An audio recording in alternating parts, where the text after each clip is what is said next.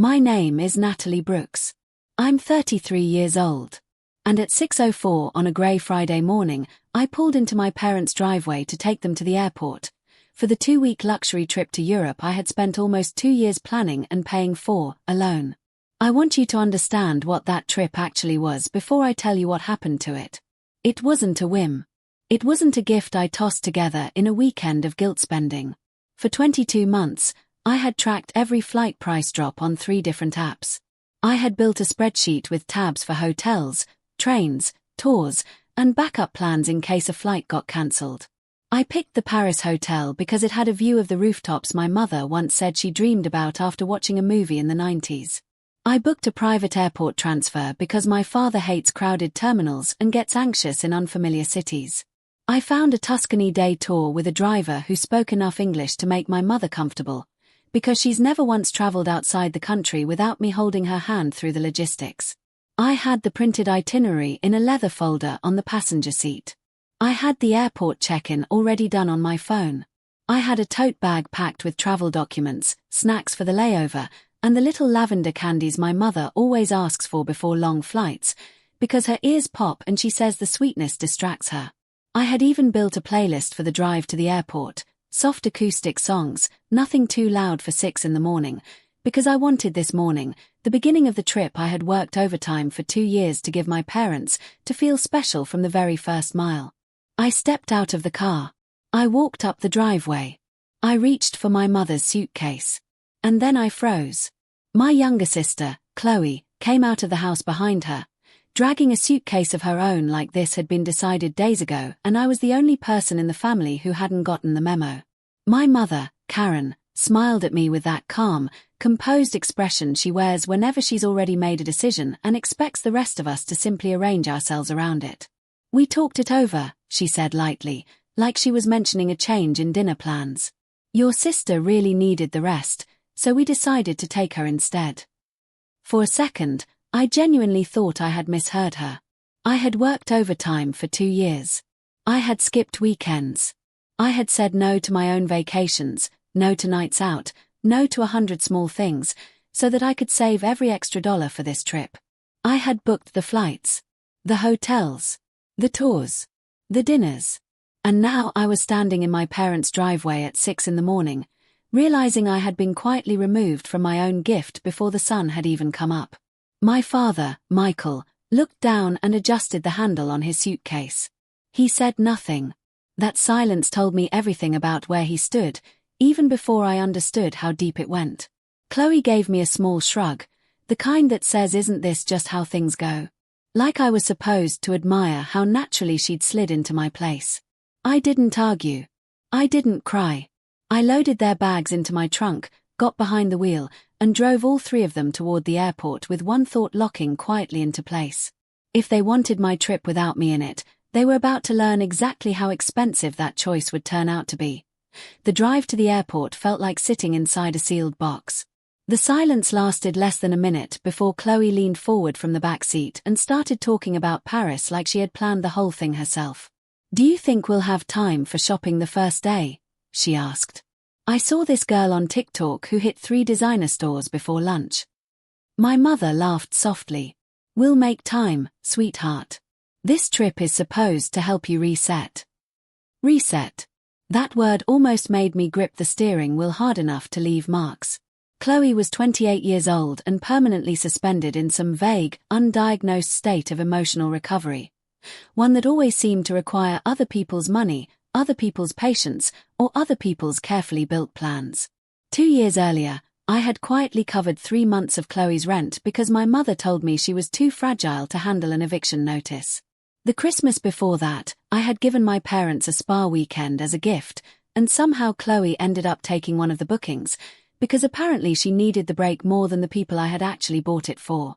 Every single time I accomplished something, someone in my family found a reason Chloe needed the reward instead. About halfway to the airport, my father finally cleared his throat. "Natalie," he said, staring straight ahead through the windshield. "Your mother and I do appreciate everything you've done." I looked at him in the rearview mirror. "Do you?" I asked. He hesitated. That hesitation told me more than a full speech could have. My mother jumped in fast, the way she always does when a silence threatens to say too much. Don't make this harder than it needs to be. You're strong. Chloe isn't. And there it was. The unspoken rule of my entire family, spoken out loud for once. I was not the daughter who deserved more. I was the daughter who could survive with less.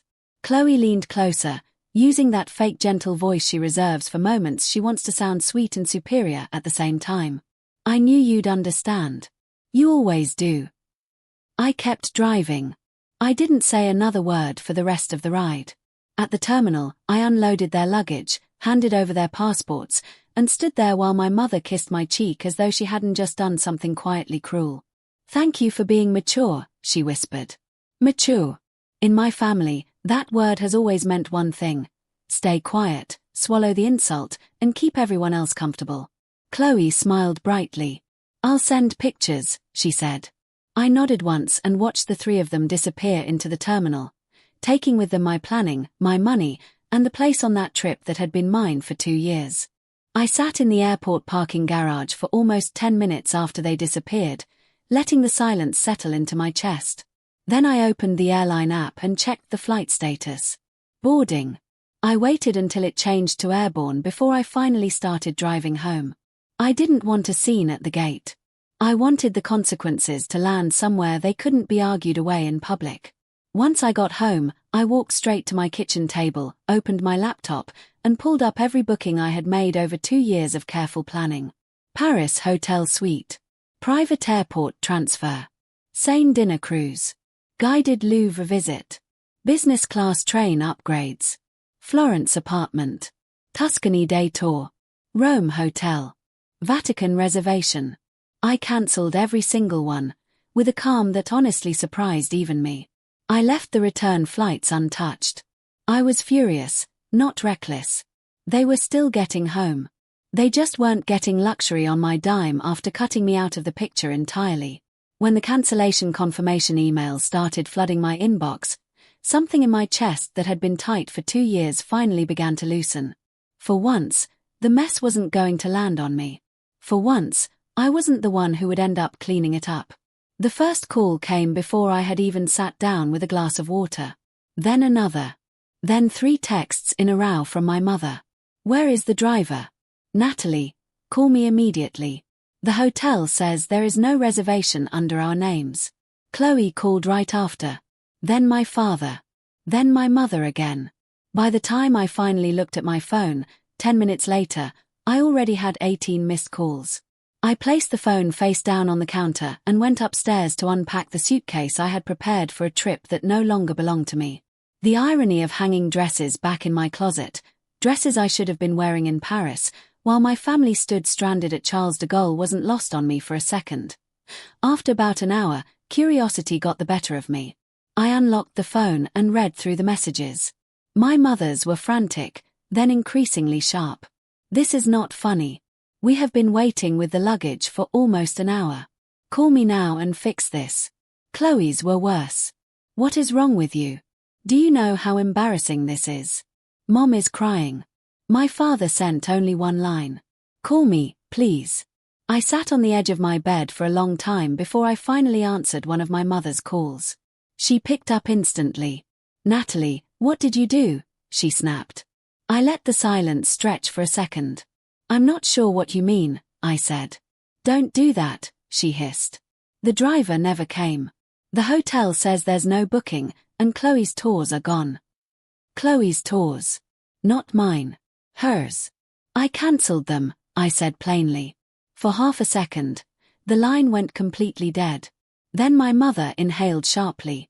"Why would you do something so selfish?" I laughed once, quietly. "Selfish. You replaced me on my own trip." "We thought you'd understand," she shot back. "Your sister needed this more." "Then your sister should have paid for it," I said, and ended the call. That should have been enough. It wasn't. The calls doubled, then tripled.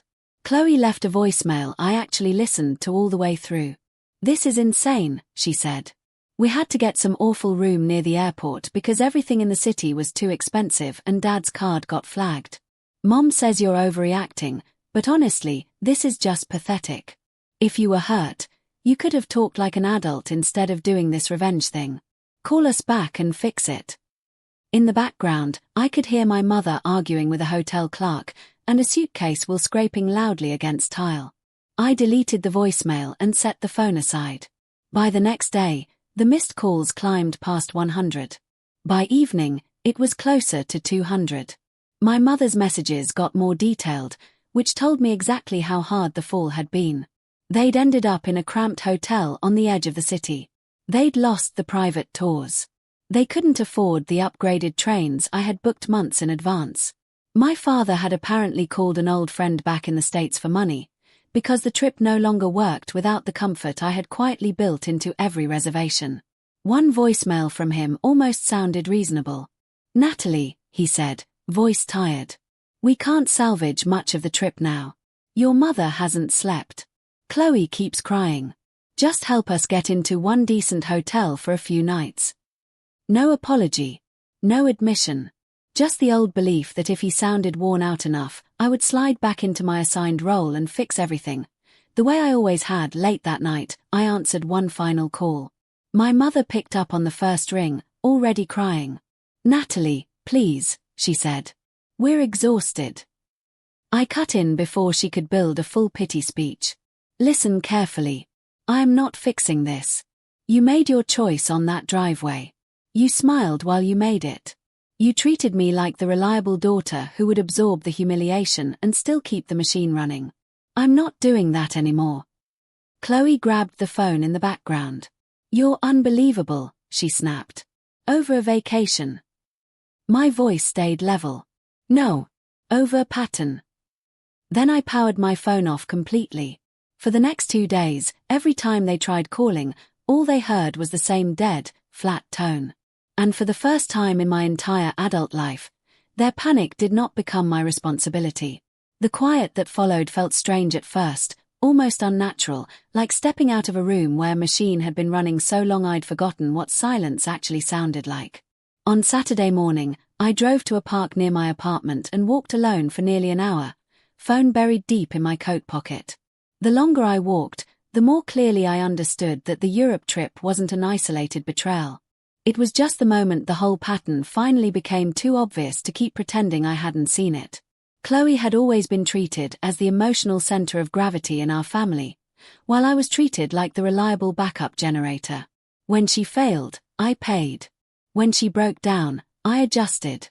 When she wanted something I had built, the family story quietly rewrote itself so that she somehow needed it more. When I turned my phone back on, I found a new batch of voicemails waiting. I played one from my mother. Her voice sounded less angry now, worn out. "We're leaving Paris early," she said. "We couldn't afford to stay in the city, so your father found cheaper train tickets south. We lost money on almost everything. Chloe keeps saying she wants to come home. Please call." In the background, I could hear Chloe and my father bickering over money. That detail mattered more than I expected. They weren't united in feeling wronged by me anymore. The pressure had turned inward. Without me there to absorb the cost, they were finally, for the first time in years, stuck dealing with each other. I called my best friend Rachel on video that evening. She answered immediately, took one look at my face, and said, "How bad is it?" I laughed. "Bad enough that my mother is probably crying into international roaming fees right now." Rachel smiled. "Then maybe they're finally learning what your boundaries actually cost."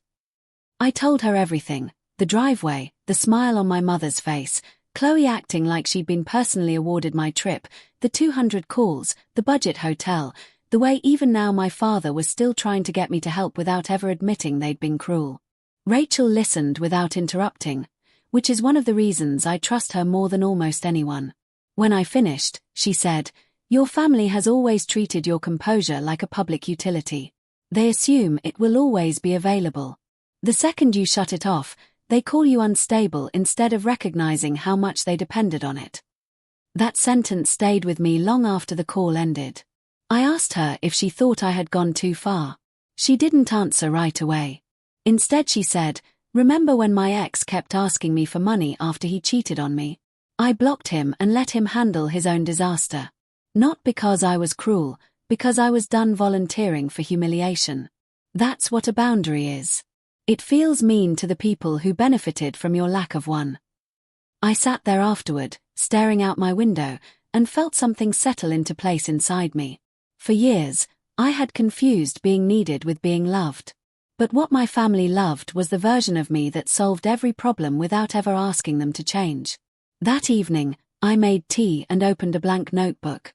On the first page, I wrote, "Silence is not selfish when speaking has only trained people to ignore your pain." Then I kept writing. About the overtime shifts that paid for Europe. About the small humiliations I had trained myself to treat as normal. About the moment in the driveway when I realized I had never really been seen as the daughter who deserved the trip, only the daughter capable of funding it. By the time I closed that notebook, I understood something clearly. Whether my parents ever fully admitted the truth was no longer the most important question in the room. I had already admitted it to myself. That was where everything actually changed. My father called the next night while they were stuck at the Rome airport trying to move their return flights earlier. I knew it was an airport before he even spoke. I could hear rolling suitcases, overhead announcements, and my mother whispering sharply in the background. "Natalie," he said after I answered. "Can we have one calm conversation?" "That depends," I replied. "Are you calling to apologize, or are you calling to manage my reaction?" He went quiet for a second, then exhaled. "Your mother is exhausted. Chloe says she doesn't even want to come home right now because this trip has been so upsetting." I closed my eyes at that. Even now, he was centering their discomfort instead of what they had actually done. "Upsetting," I repeated. "That's one word for it." His tone sharpened. "You know what I mean." "I do," I said. "You mean you want me to feel sorry enough to rescue you one more time?" Then he tried the line he'd used my whole life. "You're better than this, Natalie." That sentence might have worked on me years earlier. But once you finally hear the structure underneath it, you can't unhear it. Better than this has always really meant easier to guilt, easier to use, easier to send back into position. "No," I said calmly. "I was more convenient than this." He sighed. "Your mother really believed Chloe needed the trip more." "I've been depressed and invisible before too," I said. "Did that ever seem urgent to anyone?" He pushed back immediately. "That's unfair. We've always been proud of you." I laughed, because there was nothing else left to do. Proud enough to remove me from my own trip in the driveway.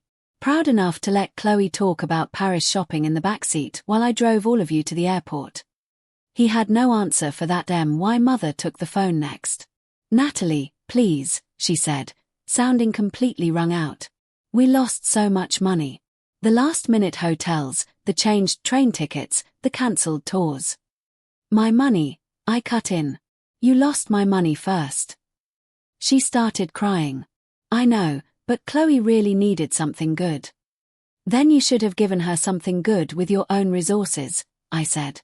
"Not mine." Chloe grabbed the phone next, already furious. "You're acting like some kind of martyr," she snapped. "Mom and Dad wanted to do one nice thing for me, and you made everyone suffer because you can't handle not being the center of attention." That line was so shameless it almost impressed me. "You were never the center of my gift," I said. "You were the reason I stopped giving it." My father got back on the phone quickly. "We're coming home tomorrow," he said, voice low and tired. "I think we need to sit down and figure out how to move forward."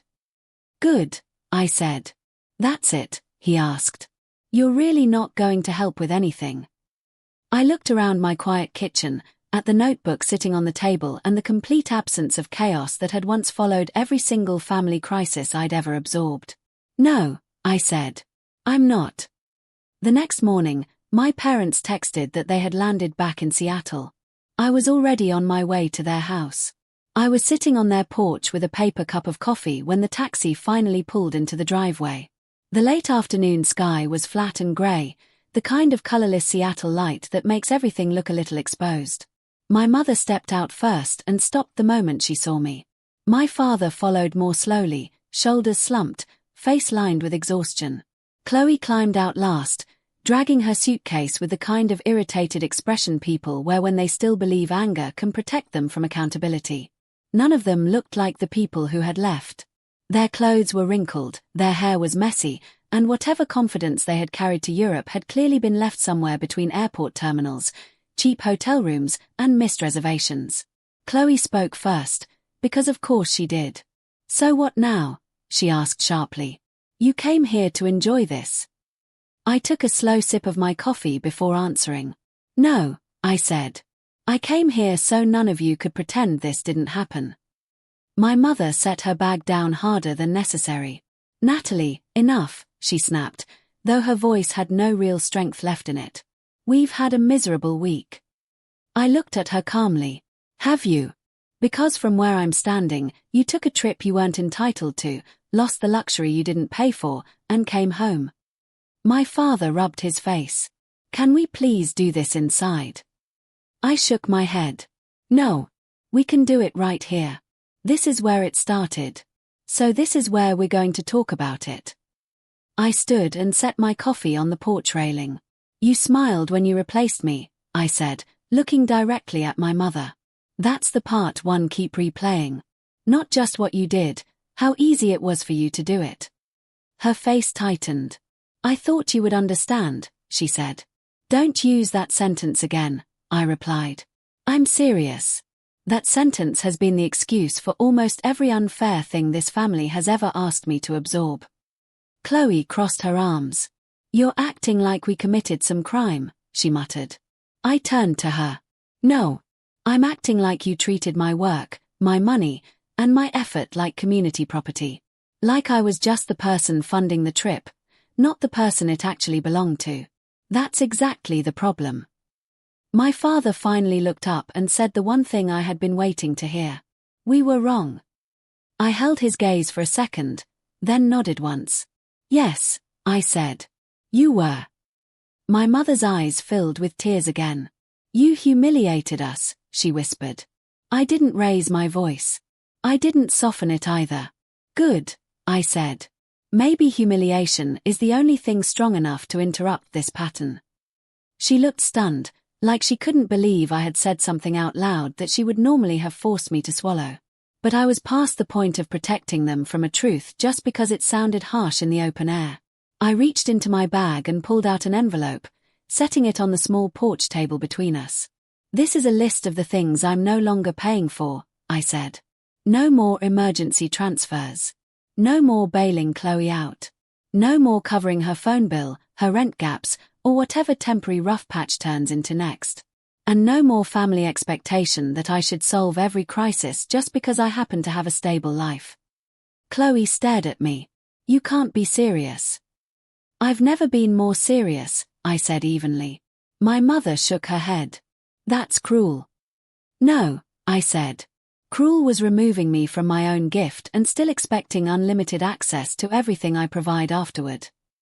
Then I gave them the part one most wanted them to remember. I used some of the refunded credits and booked myself a solo trip to Italy. My mother blinked. My father lowered his eyes. Chloe just stared at me like she had no idea how to respond to a version of me that no longer asked permission to enjoy her own life.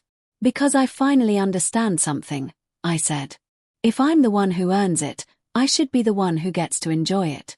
I'm done working this hard just to hand the rewards to people who think my effort belongs to them." For a few seconds, nobody said anything. The silence wasn't empty. It was heavy with a truth finally sitting where none of them could look away from it. I picked up my coffee and stepped back toward the stairs. "You can apologize," I said. "You can change. Maybe over time you actually will. But none of that gives you automatic access to me anymore. I'm done being the daughter who keeps this family comfortable at her own expense." Then I walked to my car while they called after me. This time, I didn't stop. I didn't turn around. And somewhere between backing out of that driveway and reaching the end of their street, I realized the lightness in my chest wasn't relief anymore. It was freedom. 3 months later, I was sitting alone at a small cafe in Florence with a notebook open in front of me, a half-finished espresso by my hand, and no one in the world expecting me to rearrange my piece around their emotions. The afternoon light spilled across the table in soft gold, and for the first time in years, my life felt like it belonged entirely to me. There was no family tension humming underneath the surface. No Chloe crisis waiting to hijack the day. No pressure to turn my own joy into something communal just to prove I wasn't selfish. I could order whatever I wanted, stay as long as I wanted, wander into side streets with no schedule, change my plans on a whim. That kind of freedom sounds small when you say it out loud. But after years of unspoken obligation, it felt enormous. On the first page of my journal that trip, I wrote, "No one is here to take my place." A few days later, sitting on a bench after a long walk through a museum, I wrote something else. I used to think love meant proving I could survive more than everyone else. Now I think love should mean being considered before you are hurt. That line stayed with me for the rest of the trip. In Rome, in Florence, on every train between them, I kept arriving at the same realization in different forms. I had spent years delaying my own peace while waiting for my family to become fair on their own. I told myself that if I stayed patient enough, generous enough, useful enough, they would eventually stop taking me for granted. But fairness that depends entirely on your silence isn't fairness at all. It's just a system that works beautifully for everyone except the person holding it up. My mother started texting while I was away, but the tone had changed. Cautious. Measured. Almost respectful. "Hope Italy is beautiful. No need to reply, just thinking of you." My father sent one message that mattered more than any of the others. "I'm sorry I stood there and let it happen." Not "we're sorry." Not "things got out of hand." Just one plain sentence that finally named the truth. That mattered, because honesty had been rare in my family for a very long time. Chloe stayed silent the longest. Then, one evening while I was reorganizing train tickets in my hotel room, she called. I almost let it ring out. Instead, I answered. She sounded different, not transformed, not suddenly wise, but less certain the world would always cushion her. "Mom said you probably wouldn't answer," she said. "She was probably right," I replied. A pause. "Then, I got a part-time job." I leaned back in my chair. "Okay." She gave a short, awkward laugh. "At a boutique in Bellevue. It's not amazing, but it's something." I waited. Eventually she got to the part that actually mattered. "I know I acted like that trip was mine. And I know I do that a lot. She trailed off. For once, I didn't rescue the silence for her. I let her sit inside it. Then, quietly, she said, "Yeah." It wasn't a dramatic redemption scene. It didn't fix everything overnight. But it was the first honest thing I'd heard from her in years. And honesty, even in small doses, was worth more than every performance of gratitude she'd ever offered me before. When I came back to Seattle, I didn't rush to play my old role again. I kept my boundaries exactly where I'd set them. I answered when I wanted to. I said no when I meant it. I didn't restart the money, the fixing, or the invisible emotional labor that had once held the entire family together at my expense. Slowly, my family began adjusting to a version of me they could no longer take for granted. My mother stopped talking about Chloe like she was the only fragile person in any room. My father listened more and explained less. Chloe, surprisingly, kept the job. She even texted me once to ask about budgeting, without once asking me for money, and that tiny shift meant more than she probably understood. We weren't magically healed. I don't trust stories that wrap families up that neatly, and I won't pretend mine did either. But we were no longer living inside the old lie. The old version of our family only ever worked because I was willing to bleed quietly to keep everyone else comfortable. The moment I stopped, reality showed up for all of us at once. My parents lost access to the version of me that made their choices easy. Chloe lost the assumption that my labor automatically belonged to her. And I lost something too, the fantasy that if I just sacrificed enough, they would eventually love me fairly, without ever being forced to confront themselves first. That loss hurt more than I expected it to. There were nights after I came home when the apartment felt too quiet, and I caught myself reaching for my phone out of habit, almost ready to solve some problem nobody had even asked me about yet. There were moments guilt tried to disguise itself as duty. But every time that happened, I remembered the driveway, the smile on my mother's face, and the absolute ease with which they had erased me from something I had built with 2 years of my own sacrifice.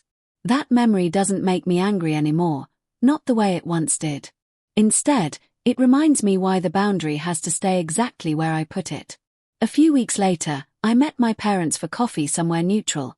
No family house, no porch, no setting built around old patterns.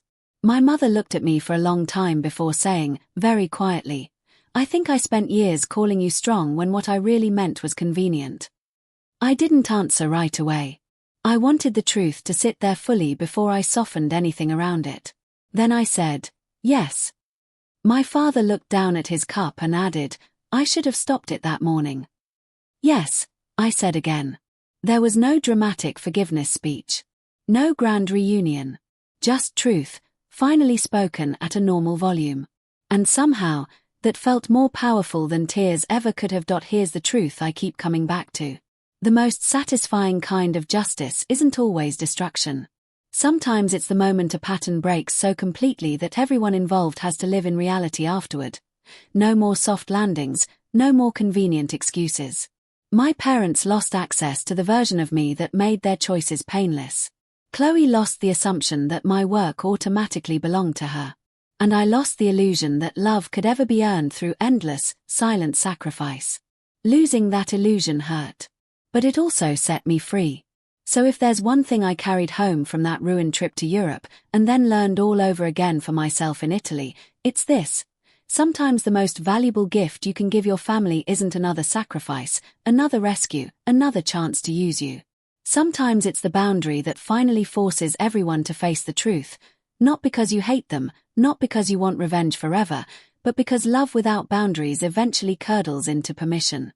And permission is exactly where entitlement grows. Have you ever had to become the selfish one just to stop being the person everyone leaned on without a single word of gratitude? Tell me in the comments. I know I'm not the only one who had to learn that peace sometimes begins with one simple, necessary word.